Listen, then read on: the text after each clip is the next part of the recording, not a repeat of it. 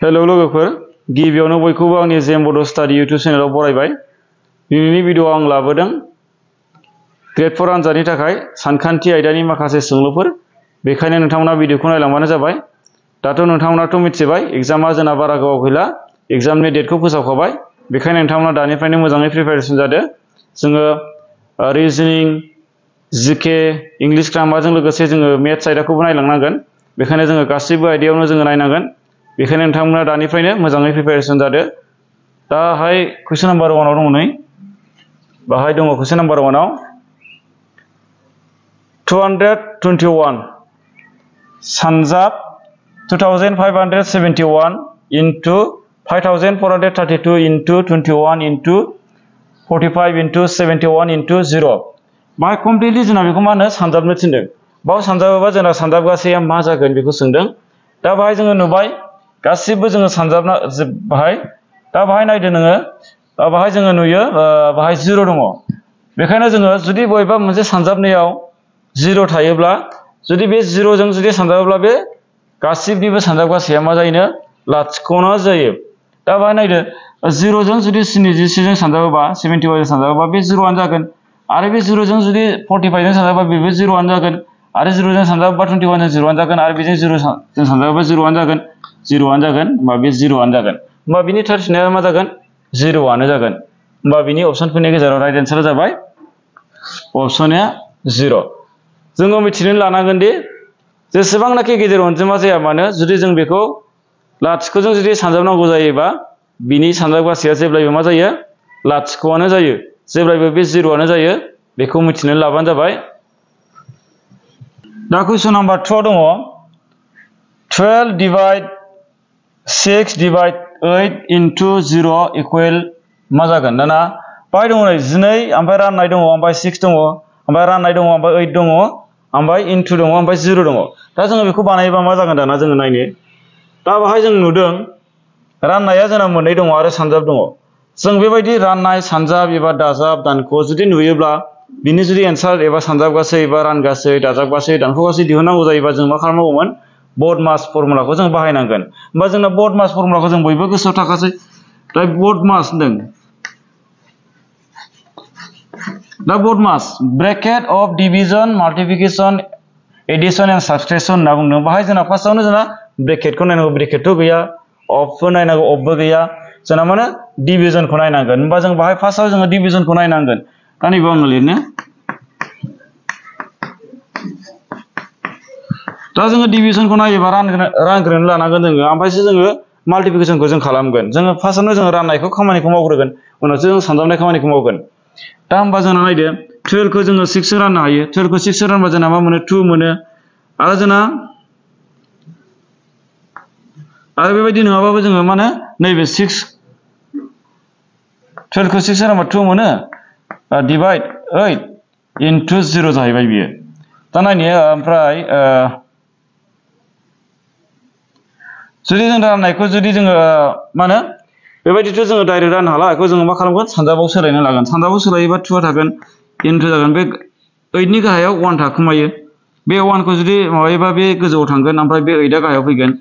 बेबायदि जागोन बियो ओमफ्राय इनटु 0 जागोन बियो। होमबा दा नायदो 0 दं लिरो नै सानजाबनायाव। 0 जों 1/8 जों सानजाबोबा बे मा जागोन? 0 आनो जाखासिगोन बियो। आरो बे 0 जों 2 जों सानजाबोबा बेबो मा जागोन? 0 आनो जागोन। बेखायनो बिनि थार फिननाया जागोन अपसनफोरनि गेजेराव अपसनआ लाथिख'। बाहाय जोङो जेसेबांनाखि गेदेर एबा फिसा अनजिमा जाया मानो जुदि लाथिख'जों जुदि सानजाबनांगौबा बिनि थार फिननाया जागोन अपसनफोरनि गेजेराव बे लाथिख'आनो जाखागोन बियो।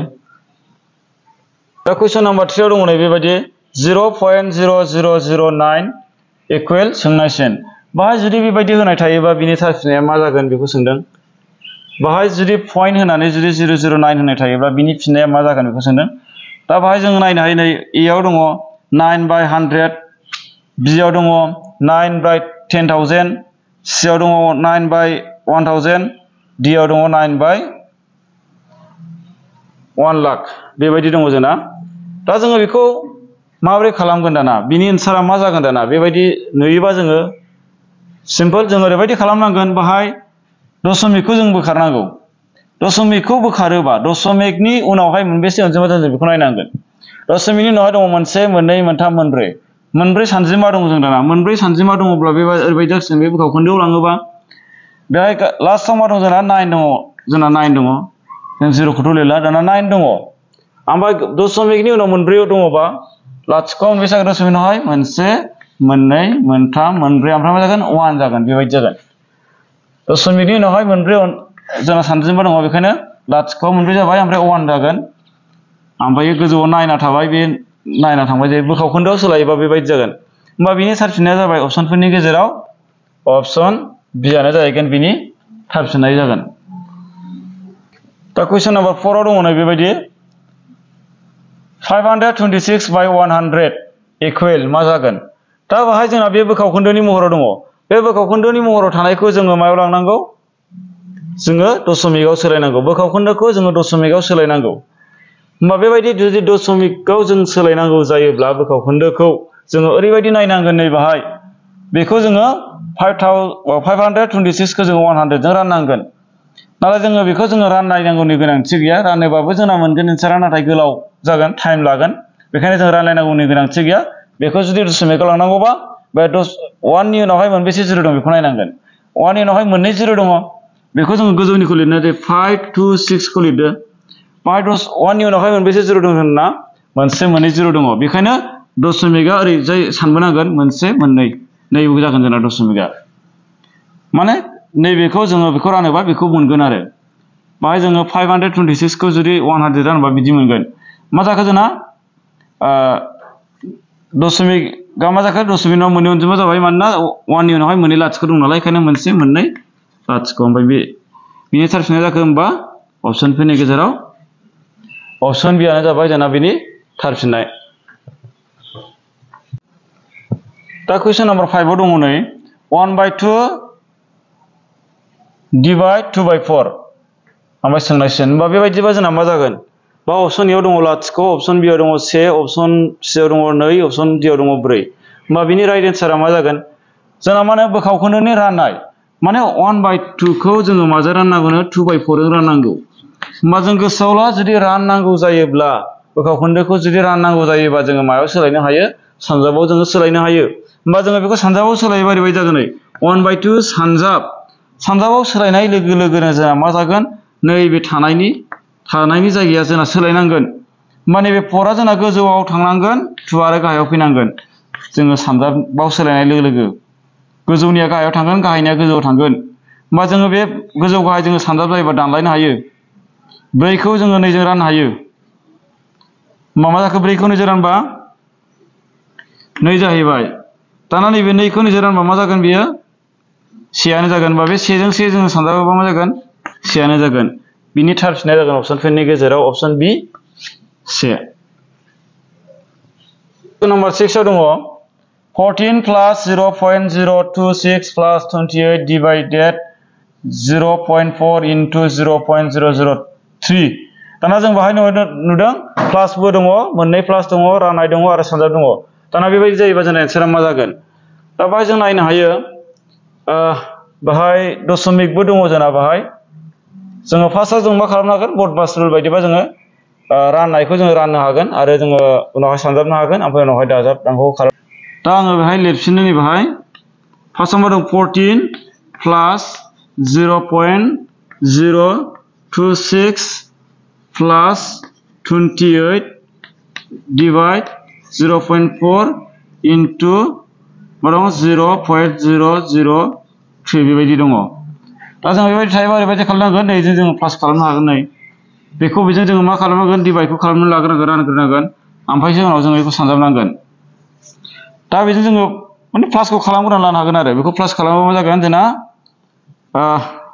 दशमिकनि दाजाबनायखौथ' सिगांनि भिडिअआवबो दङ दा जोङो नैबे 0.026 जों 14 जों प्लास खालामोबा मा जागोन बे 14आ ओरै फैनांगोन नै पइन्ट होनांगोन ओमफ्राय बेयाव जेबो गैया 0 0 होनानै जोङो दाजाबनांगोन मा जागोन बाहाय 6 फैगोन बेयाव 2 फैगोन बेयाव 0 फैगोन पइन्टआ फैगोन बेयाव 4 फैगोन बेयाव 1 फैगोन मा जागोन 14.026 जागोन बियो बे थांबाय दाजाबनाया थांबाय जोंना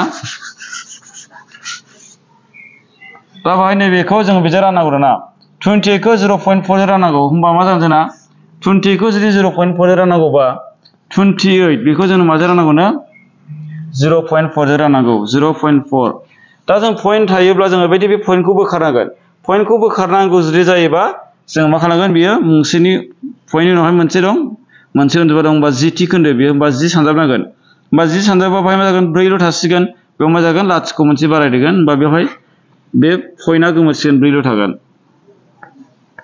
पॉइन्टआ गोमोरनानै एबा लाथिख' मोनसे बारायदेरनांगोन होमबा जों मा जागोन 4 सानजाब 7 28 ओमफ्राय 4 सानजाब लाथिख' जाहैबाय होमबा मा जाखोना 70 जाहैबाय राननानै दाना सानजाब मा दङ 0.003 दङ दाना जों मा खालामगोन नैबेखौ सानजाबनो लाग्रोगोन ओमफ्रायसो जों दाजाबनो हागोन जों सानजाबनो लाग्रोनांगोन बेखौ सानजाबा मा जागोन जों दाना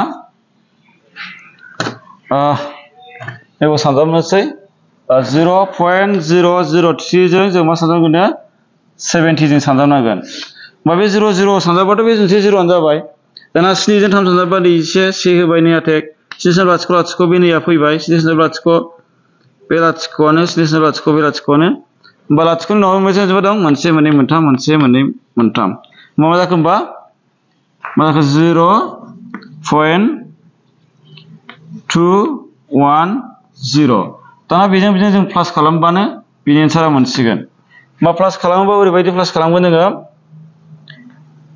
बाहाय नैबे प्लास खालामनोसै बाव 14.026 ओमफ्राय मा दं जोंना 0.210 आजाबा 6 आ 6 फैबाय 2 जों 1 and 3 फैबाय 2 फैबाय पॉइंट फैबाय 4 आ 4 फैबाय 1 आ 1 फैबाय 14.236 होमबा बिनि थारफिननाया जाबाय अपसनफोरनि गेजेराव 14.236 ऑप्शन सी बेनो जाहैबाय थारफिननाय 14.236